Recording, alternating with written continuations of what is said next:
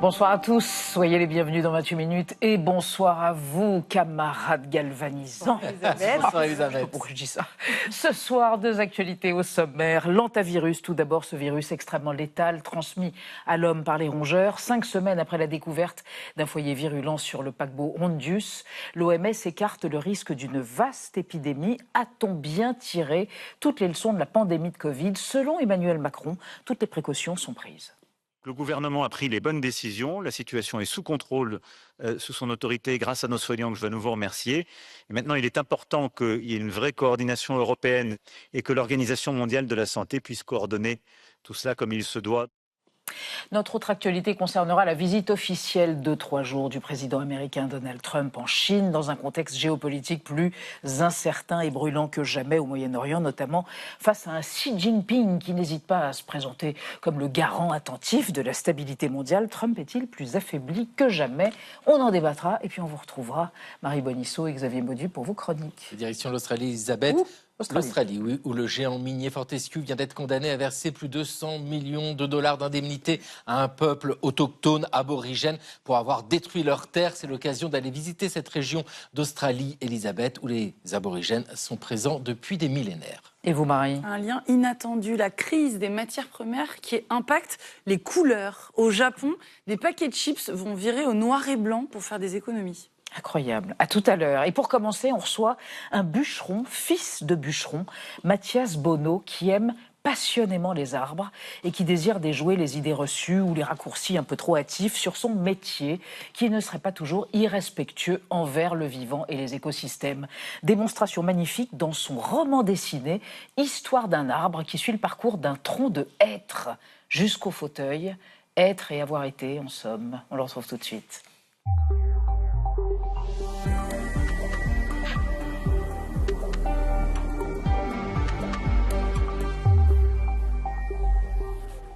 Je le serre contre mon cœur, votre livre, Mathias Bonneau. Bonsoir. Bonsoir. Je vous présente Anne Ndiaye et Benjamin Bonsoir. Sportouche. Vous êtes ici. Ah, vous n'êtes pas seul.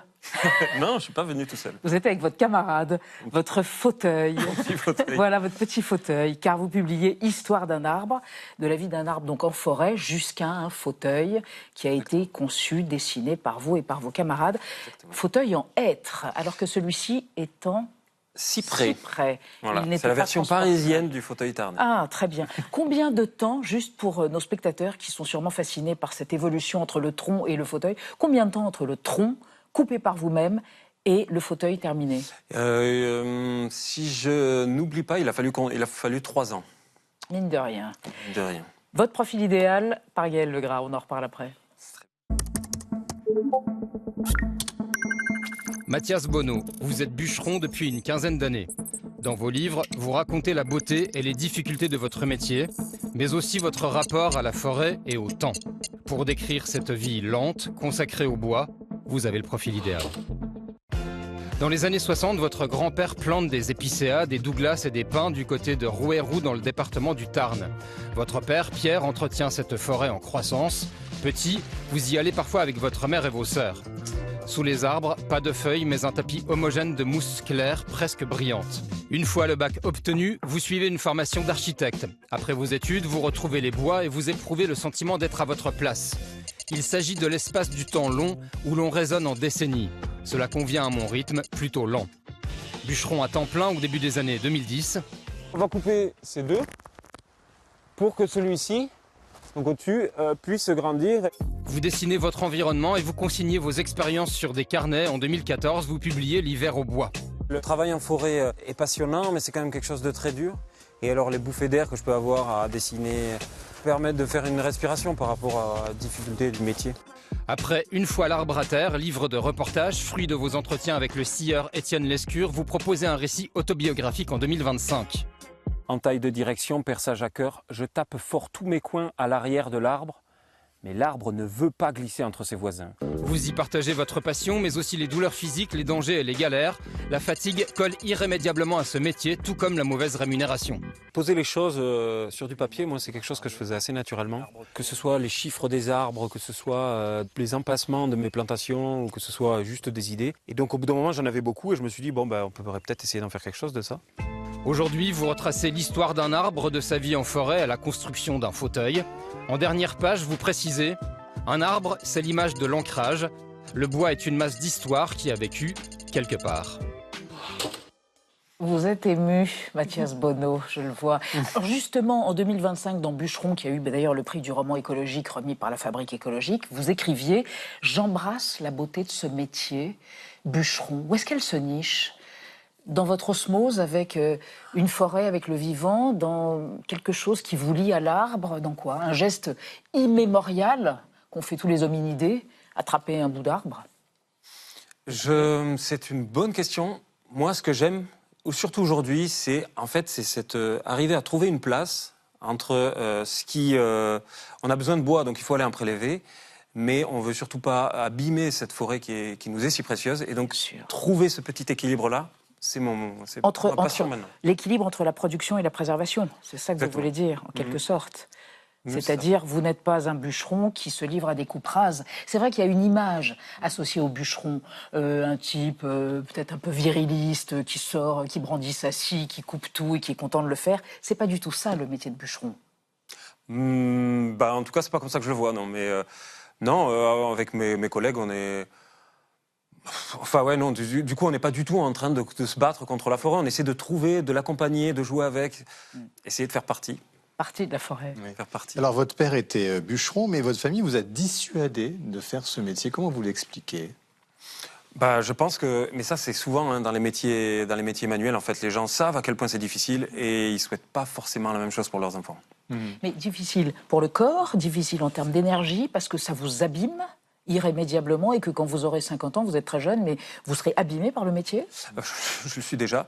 Mais moi, je trouve qu'il y a trois niveaux de difficulté. Il y a la difficulté physique. Ouais. Mais bon, on ne peut pas vraiment reprocher aux branches de s'accrocher partout. Voilà. Mais par contre, c'est vrai, effectivement, il y a le manque de rémunération, enfin la difficile rémunération et le manque de reconnaissance qui, je trouve, sont des choses qui sont pesantes sur le long terme. C'est quoi la rémunération d'un bûcheron ? En plus, on est payé au mètre cube.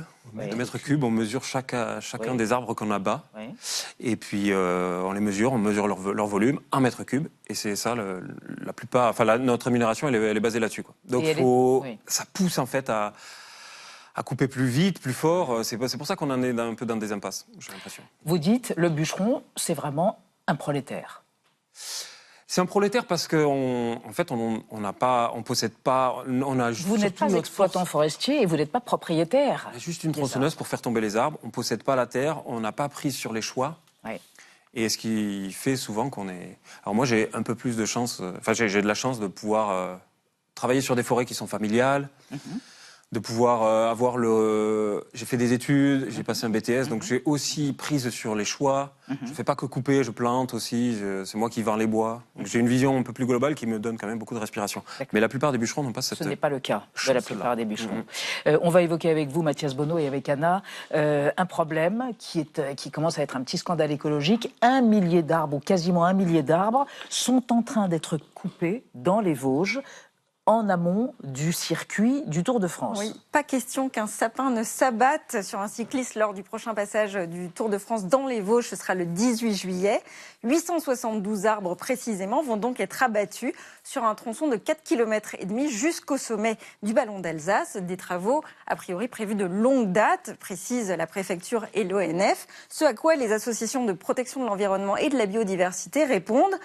Une véritable saignée. L'arrêté préfectoral nous interdit de couper des haies du 15 mars au 31 juillet, mais visiblement, pour 900 arbres, on peut, s'étonne l'association Alsace Nature. D'abord parce que le printemps est une période écologiquement sensible, c'est là que les oiseaux font leur nid et peuvent se reproduire, et puis d'autre part, parce que parmi les arbres abattus, il va y avoir des arbres centenaires et sains. Alors est-ce que pour vous, c'est problématique, ce genre de coupe au nom du Tour de France, ou alors ça fait partie de l'entretien normal d'une forêt ? Ah, c'est pas facile. Puis moi, je suis partagé, si vous voulez, parce qu'effectivement, je suis bûcheron, donc il y a un peu de corporatisme. J'ai pas envie de cracher sur les bûcherons qui sont aussi des gens que... Enfin, j'essaie toujours de comprendre ce qu'il y a derrière. Écureuil ou renard, qu'est-ce que vous diriez ? Si j'étais écureuil, oiseau, renard. en train de nidifier. Voilà, c'est l'autre côté de ma division. Effectivement, moi, ça me fait toujours mal au cœur de voir... pour le Tour de France, c'est vrai que ça paraît dommage. Pourquoi ils l'ont fait à cette période et pas plus tôt ? Bon, après, il faut voir. Peut-être il y avait des...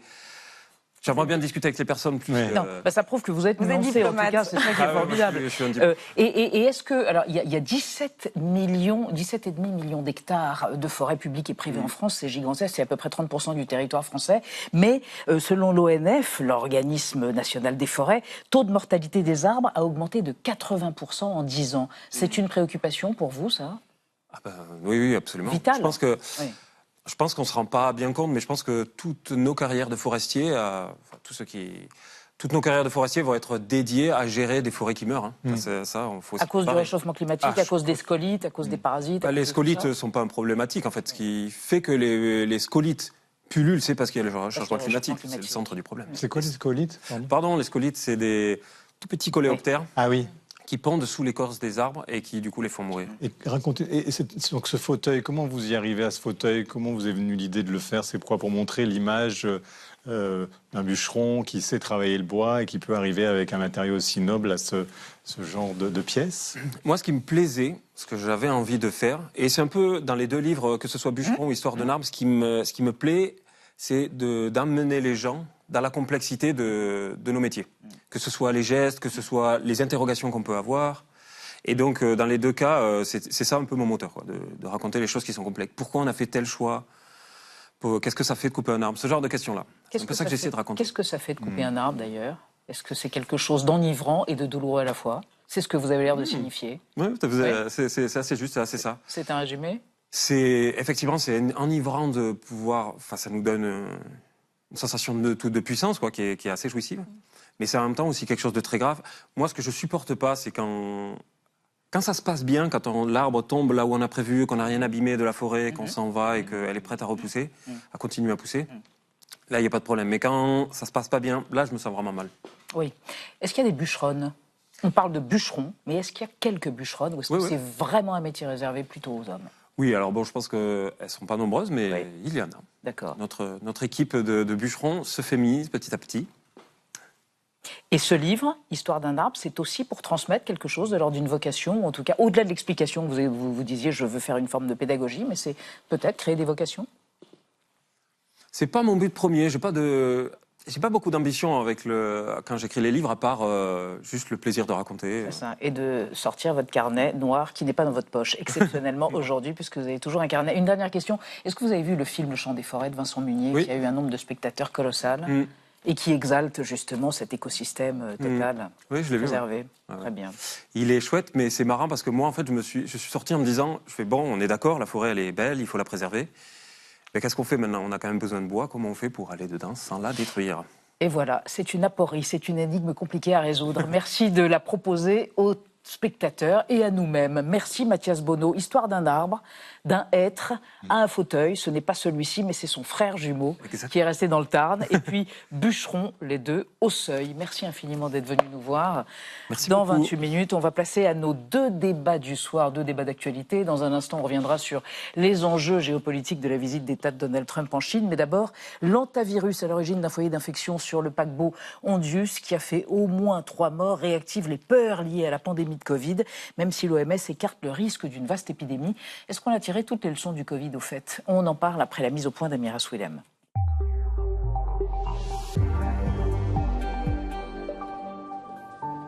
Entourée d'un parterre de spécialistes, la ministre de la Santé a pris la parole hier soir.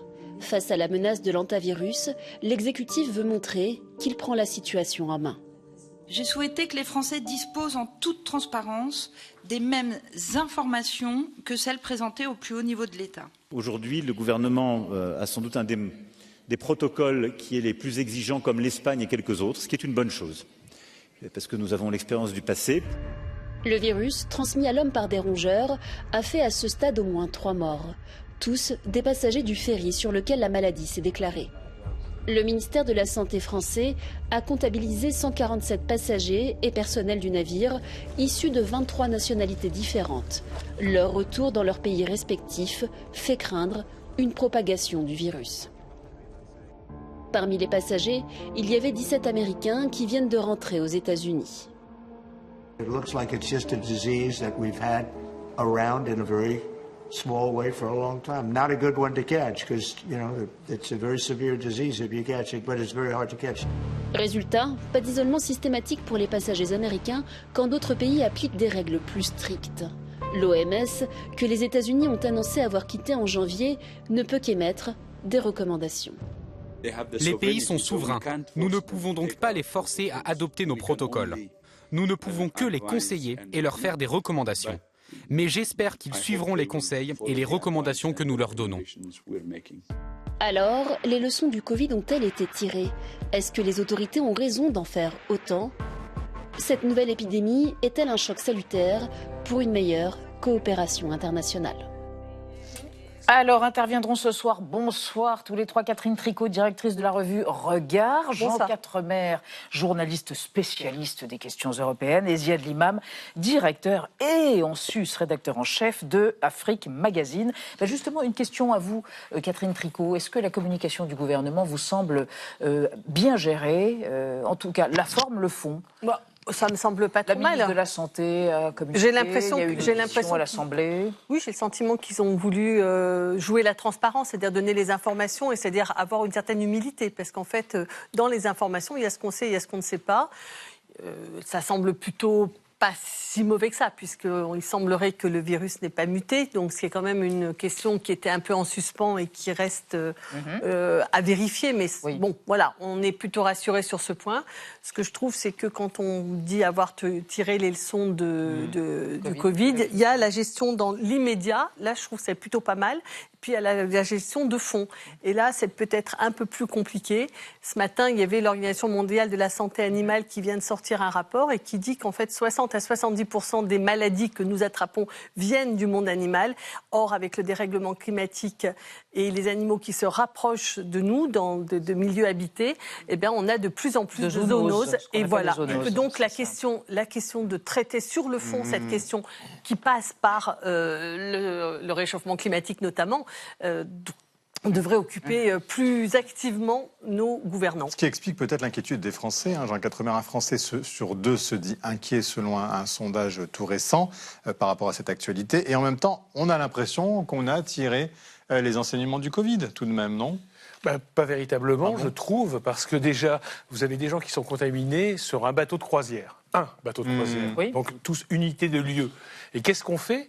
Alors qu'on sait que ça met 6 semaines à incuber, on les répartit sur l'ensemble du continent européen, aux États-Unis, etc.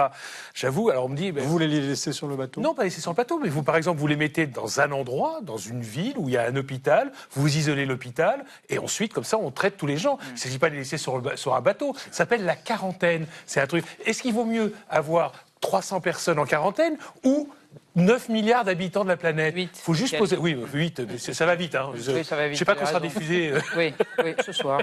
Voilà. Maintenant. Ziad Limam. Non, je pense qu'il y avait... l'avis de Jean Quatremer ou pas du tout ? Je trouve que c'est assez radical. Je pense qu'il y avait vraiment une difficulté éthique. C'est-à-dire qu'on ne peut pas non plus... On ne peut pas non plus emprisonner des gens dans une île en leur disant vous bougez plus. Il y avait des problématiques légales probablement, il y avait des problématiques de souveraineté, il y a probablement des États qui... Et surtout, si j'ai bien compris, sur le plan médical, c'était plus facile de dispatcher ces gens sur des structures. Par exemple, Bichat peut prendre 15-20, les Hollandais peuvent prendre je ne sais pas combien, donc les Européens étaient relativement organisés, les Espagnols ont fait un boulot assez incroyable dans ce domaine. Là où il y a des trous dans la raquette, c'est là où la philosophie est différente. C'est-à-dire les Américains, quoique même chez eux ça a changé, parce que Nebraska et Maury, ils vont les remettre dans la circulation dans quelques jours, je crois, parce qu'ils pensent que les délais d'incubation. Mais je ne vois pas comment on aurait pu garder 140 personnes. Et puis réanimer en cas de besoin de réanimation. Il n'y a pas les machines, il n'y a pas les chambres de décompensation, enfin tout ce tralala. Ce qui m'étonne dans cette affaire, c'est que le Covid, au début du Covid, on a mis un temps fou à construire des camps militaires. Il faut quand même se rappeler à Mulhouse et autres, on a fait intervenir l'armée en disant panique, etc.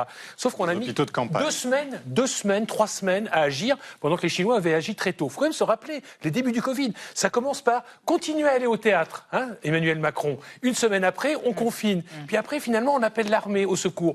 Et là, on se dit, bon, le virus est différent en plus. C'est un virus qui est connu depuis 1975. C'est pas le même virus. C'est pas le même virus. Les contaminations sont très limitées. Mais néanmoins, on aurait pu imaginer que les Européens, par exemple, ou au moins l'OMS, envoient des moyens nécessaires pour traiter ces personnes et les isoler. Encore une fois, là, on vient de voir aux Pays-Bas, par exemple, à l'hôpital aux Pays-Bas, ils n'ont pas respecté les protocoles de sécurité. Résultat, c'est qu'on ne sait pas trop qui a été cas contact, qui n'est pas, donc on est obligé d'enfermer tout le monde. Ce qui nous surprend tout de même, Catherine Tricot, c'est la coordination européenne. Où est-elle? C'est là qu'il y a quand même une carence, non? On se disait que bon, il y avait quand même une instance qui allait réunir les ministres de la Santé immédiatement. En fait, c'est pas le cas. Elle se réunira demain après-midi, donc c'est quand même un petit peu tard. C'est un peu tard, voilà. Et par contre, la coordination actuellement, là où elle a été le mieux assurée, c'est par l'OMS, et il semble quand même que l'OMS est quand même, elle, en tout cas, agi et pris en compte les leçons du Covid et donné des indications assez claires. Et malheureusement, en effet, les États-Unis qui ont décidé de quitter, et pas simplement annoncer qu'ils quittaient, mais ils ont quitté, ils arrêtent de financer l'OMS, et qui est quand même une organisation qui nous est très utile, donne des indications assez claires sur la manière de traiter. On va y revenir, mais juste un passage par l'archive pour évoquer les leçons ou non retenues de la pandémie de Covid, puisque cet hantavirus réactive toutes ces questions autour de la gestion de la crise. En 2020, rappelez-vous, plusieurs plaintes avaient été déposées devant la Cour de justice de la République contre le Premier ministre de l'époque, c'était Édouard Philippe, et puis plusieurs de ses ministres, après des perquisitions menées en octobre 2020. Regardez. Brassard au bras, les policiers de l'Office anticorruption ont fait irruption ce matin au ministère de la Santé, accompagnés d'experts en informatique. Ils sont venus perquisitionner les bureaux d'Olivier Véran et du directeur général de la Santé, Jérôme Salomon. Auparavant, ils s'étaient présentés au domicile de l'ex-premier ministre Édouard Philippe, de l'ancienne ministre de la Santé, Agnès Buzyn, et chez Sibeth Ndiaye, l'ex-porte-parole du gouvernement. Ces perquisitions ont été menées dans le cadre des investigations lancées en juillet dernier sur la gestion par l'État de la crise du Covid. Les enquêteurs cherchent à savoir si le gouvernement s'est volontairement abstenu de prendre des mesures qui auraient pu assurer la sécurité des citoyens. L'imam, on vient de voir cette archive sur les perquisitions. Voilà, il y a une sensibilité très forte maintenant du politique à intervenir rapidement. Non, je pense qu'il y a une sensibilité très forte de tout le monde, politique, citoyen, société, à l'idée de la pandémie. Je pense qu'on a refoulé le Covid. Moi, personnellement, je pense que le trauma Covid, on l'a refoulé. On a dit que c'était passé, que ça n'avait pas existé. On a oublié que c'était des millions de victimes. On a oublié les arrêts. On a oublié les confinements. On a oublié les pays. Mais ça réémerge très vite, là. Alors là, on a le scénario idéal, le bateau, un nouveau virus. Excusez-moi, les rats. Qui est quand même un truc dans le psyché. Non, et puis c'est la lèpre, c'est la peste, c'est tout ça, bref. Et on a tout, et ça ranime cette espèce de peur extrêmement brutale, d'autant plus que, comme vous disiez, on nous dit qu'il y a tous ces virus à la marge qui attendent qu'une chose, c'est qu'on aille à leur contact, que ce soit en Amérique latine, que ce soit en Afrique, peut-être dans le permafrost en Sibérie, quand ils font, etc. Et donc on se dit, voilà, on est menacé en fait par l'ère des épidémies, des pandémies permanentes. Donc il y a une trouille majeure.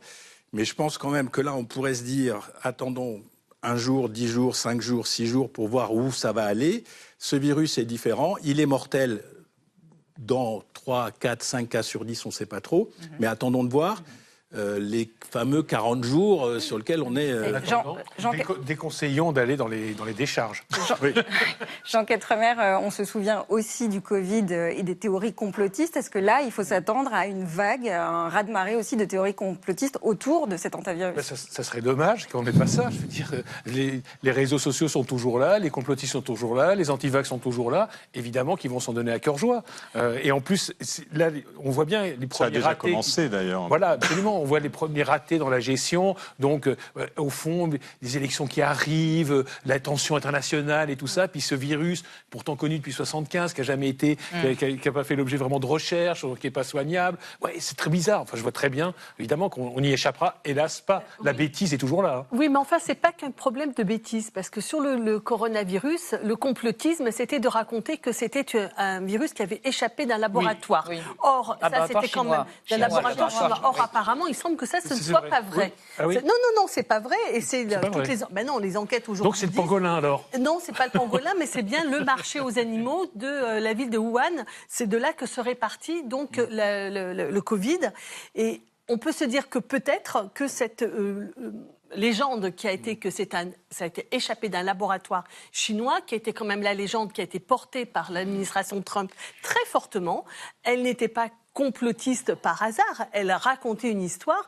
On va peut-être en reparler dans 2 minutes des relations entre la Chine et les États-Unis et de la guerre politique qui se mène et de l'accusation qui a été portée par les Américains à l'égard des Chinois, alors que c'est pas vrai. Est-ce que ce qui est en train de se passer, Ziad Limam, peut nuire à Trump dans le sens où il est sorti de l'OMS et on se rend compte peut-être qu'il y a une sorte de cafouillage aux États-Unis? Est-ce ça peut avoir un effet boomerang sur sa manière de gérer, d'administrer l'Amérique aujourd'hui? Avec en plus un ministre de la Santé anti-vax. Oui, Et conspirationniste. et puis, oui, non, moi je pense que c'est leur philosophie de dire tout ça n'est pas très grave, mais déjà le Covid c'était pas très grave.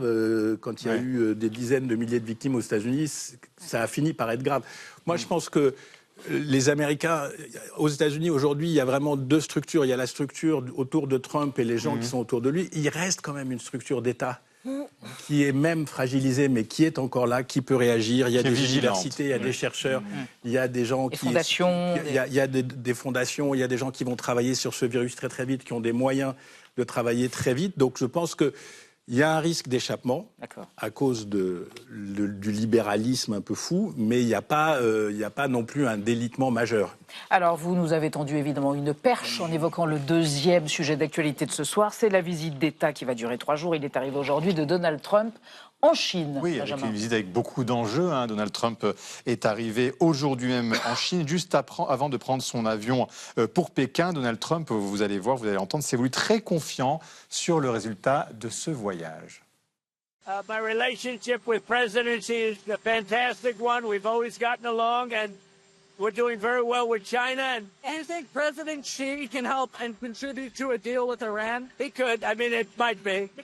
I don't think we need any help with Iran, to be honest with you. They're defeated militarily, and they'll either do the right thing or we'll finish it. Jean Quatremer, sur l'Iran, quoi qu'il en dise, il a besoin de la Chine, Trump, là, en ce moment? Évidemment qu'il a besoin de la Chine, et la Chine est un acteur clé du secteur. L'Iran tient en grande partie parce que la Chine, pour l'instant, la soutient. Si la Chine dit maintenant ça suffit, j'ai besoin du pétrole, et vous arrêtez de bloquer les 3 d'Ormuz, fin de partie. On peut imaginer qu'elle le fasse, très franchement.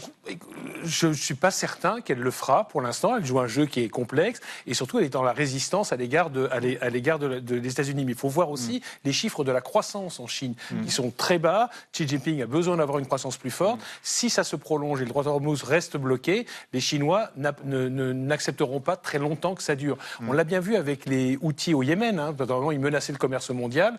Finalement, l'histoire, vous avez vu, c'est petit à petit dégonflé, même s'il y a toujours des bateaux qui sont ciblés par les Houthis. Mais ça s'est énormément calmé parce que le signal a été passé aux Houthis et aux Iraniens qui fournissaient les missiles. Il faut arrêter de bloquer le commerce mondial. Ziad Limam, est-ce que la Chine peut faire plier l'Iran sur le nucléaire ? Ou pas?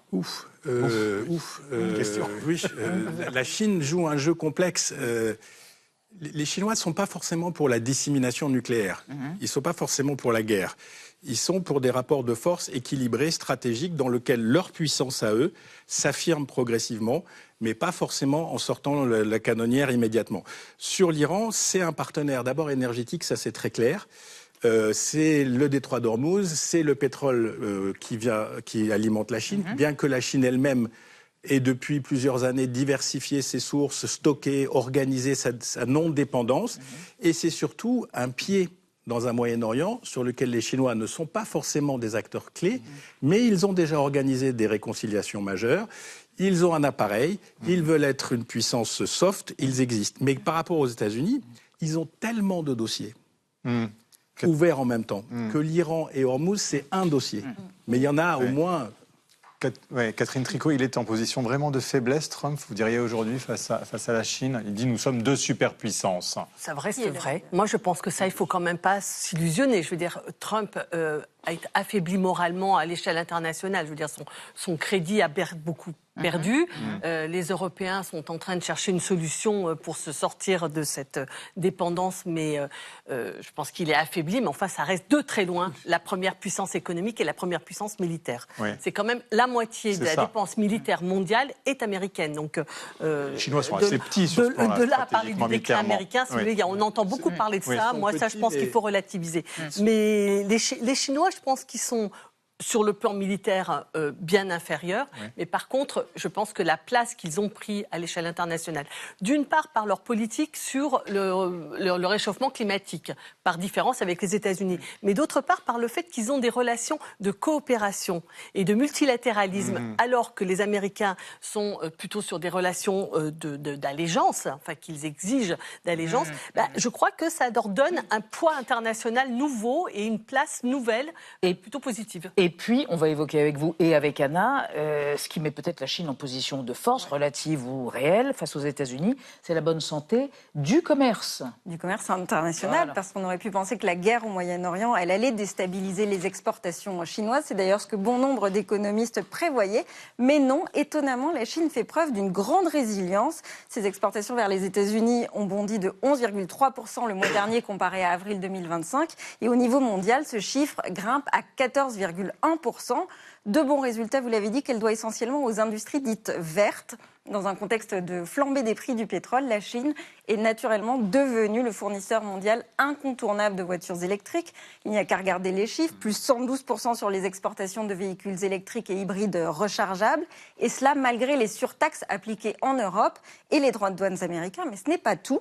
Les carnets de commandes pour des batteries lithium, des panneaux solaires, des éoliennes chinoises se remplissent eux aussi à vue d'œil. Pékin se positionne d'ailleurs sur ce secteur très porteur et a rencontré récemment plusieurs pays d'Asie du Sud-Est et l'Australie à ce sujet. Et leur stratégie, en fait, c'est de dire nous n'y sommes pour rien dans la fermeture du détroit d'Ormuz. En revanche, nous sommes une alternative intéressante si vous avez envie de quitter les énergies fossiles et de vous décarboner. Jean Quatremer, Donald Trump a dit qu'il avait l'intention de demander à la Chine d'ouvrir son marché aux entreprises, peut-être pour rééquilibrer le rapport de force aux entreprises américaines. Quel intérêt ça aurait pour Xi Jinping d'accepter ? Enfin, il n'y a aucun intérêt. Et d'ailleurs, ce que montre la Chine, c'est qu'en résistant à Donald Trump, on peut gagner. Parce que qu'est-ce qui s'est passé depuis un an ? C'est une réorganisation du commerce mondial autour de la Chine. Avant, c'était les États-Unis, maintenant, c'est la Chine. Alors, effectivement, les importations chinoises vers les États-Unis ont baissé quasiment de moitié, parce que c'est devenu un pays protectionniste. Mais ça ne veut pas dire que le commerce chinois, lui, s'est effondré. Maintenant, d'abord, une partie du commerce chinois qui passe par le Vietnam, par exemple, et ensuite, les marchandises vont aux États-Unis, donc, et puis d'autres débouchés. Nous absorbons, et c'est une catastrophe pour nous, parce qu'on absorbe une grande partie des excédents industriels chinois, nous les Européens, et ça menace la survie de nos industries.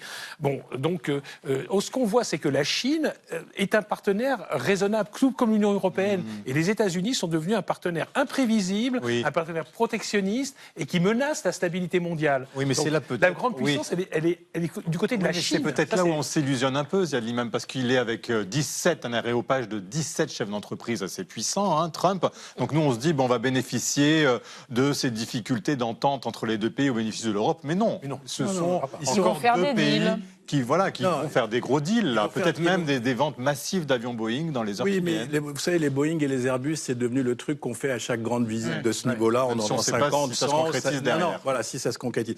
Non, moi, je pense que il y a quand même un symbole très fort, c'est les deux superpuissances qui vont diriger le monde sur le 21e siècle, et nous, on fera le chariot derrière comme on pourra. La deuxième chose, c'est qu'il y a quand même des dossiers... Il y a des dossiers explosifs. Le dossier Taïwan. Ah ben voilà. Le dossier Taïwan, les Chinois veulent, et ça peut être quelque chose de majeur comme shift, veulent persuader les Américains qu'il peut y avoir une solution de Taïwan sinisée, qui devient chinoise, dans un espèce de Hong Kong bis, on verra dans 40 ans ou dans 50 ans. Et c'est pas exclu que les Américains, dans le paquet de leurs intérêts commerciaux, stratégiques et un peu la folie trumpienne, c'est pas exclu que le langage américain sur Taïwan change. C'est ça qu'ils veulent, un changement d'éléments de langage. Oui, mais un changement ou un arrêt des livraisons d'armes. Ça veut dire, en fait... On n'est pas obligé de se faire la guerre pour Taïwan. Vous n'avez pas intérêt à faire la guerre pour Taïwan. Vous avez intérêt à vous entendre avec nous sur un espèce de... Parce que c'est le but existentiel de Xi Jinping. Quand il rentrera dans l'histoire, s'il rentre un jour dans l'histoire, c'est Taïwan. Ayant avalé Taïwan. Mais il ne faut pas perdre de vue une chose. Enfin, on oublie que dans le Pacifique, c'est un enjeu de souveraineté pour la Chine et les États-Unis. Comme ça l'était avant 1940 entre le Japon et les États-Unis. Si la guerre a commencé entre le Japon et les États-Unis, c'est pour la maîtrise justement du Pacifique. Et vous croire une seconde que les États-Unis vont lâcher le Pacifique aux Chinois en disant maintenant vous êtes chez vous, faites ce que vous voulez, donc Taïwan, éventuellement le Japon, etc. Alors peut-être avec Trump qui est complètement fou, ça c'est possible, mais en tous les cas ça ne durera pas très longtemps parce que les États-Unis n'accepteront jamais de se faire sortir du Pacifique. C'est quand même dedans. Hein. Ce qui est intéressant aussi de voir quand on regarde la Chine, c'est que la Chine, elle regarde tout le monde. Elle ne regarde pas que le monde occidental. Elle regarde le Sud. Le Sud, l'Afrique par exemple. Enfin, je veux dire, la Russie, ils viennent de signer un accord avec 40 pays africains de libre-échange. Ils mettent à zéro les droits de douane pour les pays, les productions africaines entrant en Chine. Je veux dire, ça veut dire que la Chine, elle développe son De quel ordre? Minerais, etc. Tout ce que les pays africains peuvent produire. Et je veux dire, l'Afrique est un continent qui est en essor. Et donc la Chine, elle ne fait pas que de regarder sur ceux qui sont déjà les puissants, elle regarde les puissances émergentes. Donc elle va pas simplement s'intéresser à sa relation avec les États-Unis, qui sont très mal engagés, mais elle va chercher des ressources et des forces nouvelles dans ses relations avec le reste du monde. Puis il y a la grande bataille de l'intelligence artificielle qui va être elle aussi... Et la Chine se positionne. La Chine se positionne, mais ça c'est un terrain sur lequel ils sont un petit peu en retard sur les États-Unis, les puces. Et donc il y a cette négociation Taïwan, aussi. Qui est déterminante. Et les matières rares, qui sont au centre de l'économie du XXIe siècle. Donc on a tous les trucs explosifs de deux bonhommes qui vont se retrouver face à face. Ils vont se faire un gros câlin comme le souhaite Donald Trump. Alors vous savez que dans les réseaux, on spécule beaucoup sur le fait que Xi Jinping n'était pas à l'aéroport. Bon, enfin, Xi Jinping est rarement à l'aéroport. Qui est venu. Mais pour les Américains qui n'aiment pas Trump, on a bien retweeté le fait que Trump est arrivé sans Xi Jinping à l'aéroport. Et qu'il n'y a pas eu tout le faste habituel et de 2017. Oui, avec la fameuse promenade sur la place rouge. On en rajoute beaucoup sur son goût pour le fast à Trump. Moi, je crois qu'il ne faut pas s'imaginer quand même qu'il est aussi puéril que ça. Je veux dire que c'est-à-dire, vous savez, on raconte que le fait d'avoir été reçu par le roi d'Angleterre, ça l'a touché profondément. Mais bon, en vérité, je pense que les affaires compteront plus sérieusement que le gros câlin. Quand on en est à imprimer son portrait sur les billets de $100 en vue du 250 anniversaire des États-Unis, vous m'excusez, mais c'est pas quelqu'un de particulièrement rationnel, on va dire. Je ne dis pas. Ce que je dis, c'est que les affaires reprendront le dessus. Très bien. Et on y reviendra et on les commentera ici même dans quelques jours ou dans quelques semaines. Merci à tous les trois d'être venus débattre de ces deux thèmes d'actualité. Ce soir, on va rester dans l'actualité, mais vue par Xavier Mauduit et Marie Bonisseau.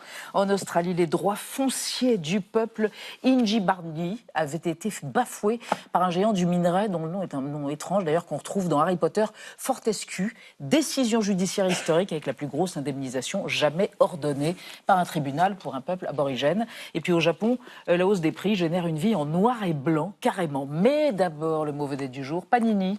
À un mois de la Coupe du Monde de foot, ça se décolle. C'est entendu. J'ai acheté les nouveaux Panini. Panini fabrique son album. Panini s'est fait éjecter. Qu'est-ce que ça veut dire? Exactement ce que ça dit. Merci de m'en dire un peu plus. Entendu. La vie secrète des mots vedettes. Panini, patronyme italien, inutilement traduisible par petit pain, désigne une maison d'édition originaire de Modène, comme le Balsamique, le Parmesan ou le Lambrusco, est devenue numéro 1 mondial de l'édition d'autocollants et cartes à collectionner, notamment de foot. Le 7 mai, la FIFA a annoncé la fin de son partenariat historique avec Panini en 2031. Le match est plié, le mondial du centenaire sera le dernier pour Panini. Après 56 ans d'exclus, l'ogresse FIFA, désireuse de rajeunir et globaliser son audience, se tourne vers les réseaux et ses influenceurs, ainsi qu'un nouveau fournisseur de vignettes, les Fifi dans le jargon, le champion américain des paris en ligne et rival de Panini, Fanatics. En 1961, Olga Panini, veuve de guerre aux 8 enfants, subsistait grâce à son petit kiosque à journaux. Pour aider leur pauvre mère, ses fils passionnés de foot ont la riche idée de glisser des images de joueurs dans les journaux. L'un d'eux, concepteur de mots croisés sous le pseudo Il Cavaliere, donne à la marque son logo de chevalier en armure. Panini édite des vignettes autocollantes, foot à 70%, mais aussi des magazines sous licence, des mangas et autres BD pour 1,6 milliard d'euros. Avant le mondial américain, ses imprimantes et massicaux usinent nuit et jour l'album officiel de 112 pages pour 980 vignettes, vendu 1,50 € le paquet de 7. Panini et surtout pas neuneux. Un ouvrier de l'usine se souvient. Avant, on jetait des milliers de cartes contre les murs et on les récupérait avec une pelle pour les mélanger. Depuis, l'un des 4 fils Panini a mis au point une machine capable de mélanger aléatoirement les fifis sans doublon, la Fifi-matique. Mais à la fin, la FIFA en a fait fi. Pas foufou. Merci Thibault Nolte. Retour à Marie Bonisseau et à Xavier Mauduit. Alors, quelle nouvelle, dites Xavier? En Australie, c'est un géant minier, un Fortescue. Il a été condamné à verser une amende, une indemnisation de 108 millions de dollars au peuple Yindjibarndi, peuple aborigène de la région du Pilbara, où des terres ont été détruites pendant de longues années par l'exploitation minière. Et on y va. En 1861, Elisabeth, parce que c'est à ce moment-là qu'un Britannique, Frank Gregory, est l'un des premiers occidentaux à visiter cette région, donc qui depuis s'appelle le Pilbara. Nous sommes au nord-ouest de l'Australie. Nous sommes surtout dans des paysages hallucinants. Vous savez, ces terres rouges à perte de vue, végétation rare. Mais le colonisateur, ce qu'il voit surtout, ce sont les ressources à tirer de cette région. Alors vous avez des perles qui vont être pêchées dans l'océan Indien. Vous avez de l'or aussi, la ruée vers l'or australienne, avec ici une région qui apparaît très vite un petit peu décevante, et puis quelques éleveurs qui s'installent avec leurs petits moutons. Vous savez, cette histoire de colonisation, c'est une histoire d'accaparement des terres pris aux peuples autochtones, donc en l'occurrence, ce sont les aborigènes. Vous l'avez dit, Elisabeth, c'est le peuple Yindjibarndi qui, ici, se voit confisquer ces terres avec... Dans cet univers-là, une affaire qui a lieu en 1897, on parle de l'affaire de Bendu, des atrocités de Bendu. Qu'est-ce qui s'est passé? Écoutez, vous avez à Bendu donc un élevage qui s'est installé. On est à quelques kilomètres de Marble Bar, donc qui est la grande ville de la région. Ce sont 2 frères en fait qui tiennent cet élevage-là et puis qui emploient une population aborigène. Vous savez, l'esclavage est aboli dans l'Empire britannique depuis 1833, mais en l'occurrence, là, les conditions de travail s'apparentent à de l'esclavage, mais personne ne s'en occupe vraiment. Sauf que le 13 septembre 1897, vous avez 6 aborigènes qui s'enfuient de cet élevage. Ils s'enfuient parce qu'ils ont perdu des moutons et donc ils ont peur des représailles. Et les 2 frangins, les propriétaires, se lancent dans une chasse à l'humain. Les fuyards sont capturés. Vous avez une femme, un vieillard, un homme, des enfants aussi. Et ils sont battus, ils sont fouettés avec un chat à 9 queues. Vous savez, ce fouet qui a plusieurs cordes et puis tout au bout des petites griffes et plusieurs meurent. Et donc les autorités ne peuvent pas rester silencieuses. Donc il y a un procès, mais le jury est constitué de colons.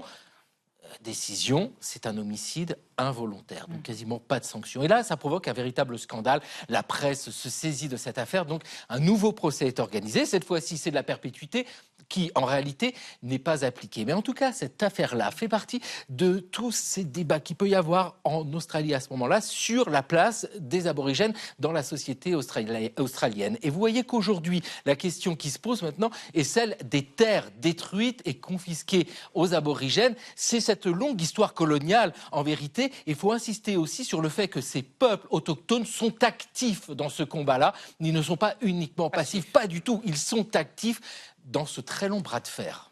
Merci, cher Xavier, de nous avoir rappelé toute cette histoire. Marie, conséquence du blocage du détroit d'Ormuz au Japon, les paquets de chips changent de couleur, ou plutôt perdent leur couleur. Toute leur couleur. Oui, c'est une annonce Oui, exactement. C'est une annonce qui a fait la une des journaux japonais, pas parce que c'est grave, mais parce que ça rend extrêmement visible et concret la crise d'approvisionnement qui s'aggrave au Japon depuis 2 mois et demi, depuis que le détroit d'Ormuz est bloqué.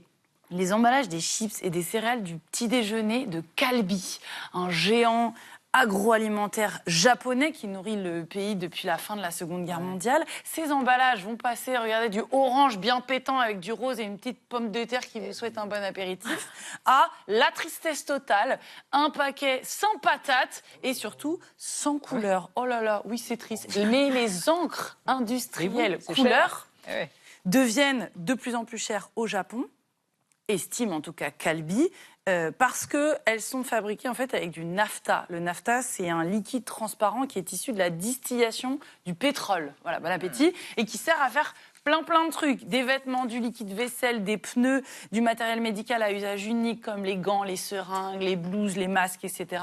Et donc les couleurs. Or, ce nafta, il vient du pétrole, je l'ai dit, qui vient, lui, du Moyen-Orient. majoritairement pour le Japon. Le Japon est dépendant et ce NAFTA, c'est en train de devenir littéralement le talon d'Achille de l'économie en ce moment. Pareil d'ailleurs en Corée du Sud, où le blocus, à cause toujours de ce NAFTA, a provoqué des achats paniques de sacs poubelles. Les gens se sont rués pour acheter des sacs poubelles. Ces chips en noir et blanc, ils sont d'autant plus commentés que à côté de ça, le gouvernement japonais est très discret, ne parle pas trop de cette crise, essaie de rester rassurant et surtout n'a encore évoqué aucune mesure d'économie d'énergie dans le pays. Chez Calbee, on n'a pas attendu. 14 chips et autres produits phares vont passer au noir et blanc à la fin du mois. Peut-être que ce sera une opportunité pour se démarquer des marques concurrentes et passer pour rare et branché en étant noir et blanc. Ça, c'est une supposition assez optimiste de l'association japonaise du design d'emballage. Ouais, on verra si les Japonais arrivent à se passer de couleur. En attendant, je vous propose de nous aussi nous serrer la ceinture et de faire des économies. Elisabeth, je vous propose un tchous en noir et blanc. Ah zut! Ah ouais! Plus rien. Et ben voilà, et sans pommes de terre. Merci à tous, on se retrouve demain à 20h05. Tchuss!